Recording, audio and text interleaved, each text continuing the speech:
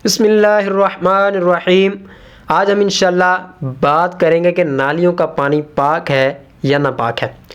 پہلے نمبر پہ کہتے ہیں کہ نالیوں سے برسات کا بہتا ہوا پانی پاک ہے جب تک نجاست کا رنگ، بو، مزہ ظاہر نہ ہو۔ اب رہا وضو کا معاملہ کہ وضو کر سکتے ہیں یا نہیں کر سکتے۔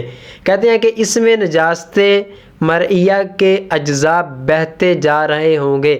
جب بندہ چلو میں پانی لے گا تو اس کا ایک آدھا جز ضرور آ جائے گا، تو اس صورت میں وہ لیتے ہی پانی ناپاک ہے، اور اس صورت میں اس پانی سے وضو کرنا حرام ہے وگرنہ جائز ہے، لیکن بچنا بہتر ہے۔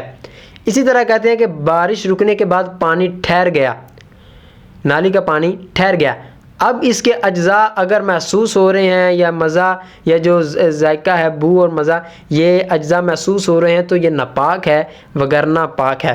تو یہ تھی یعنی کہ نالی کو پانی کے حوالے سے مسائل کہ یہ پاک ہے یا ناپاک ہے۔ اکثر لوگ ہوتا یہی ہے کہ بندہ بچتا ہے اور بچنا ہی بہتر ہے۔ اللہ ہمیں عمل کی توفیق عطا فرمائے، آمین بجاہ النبی الامین، وصلی اللہ تعالی علی خیر خلقہ محمد و صحبہ اجمعین۔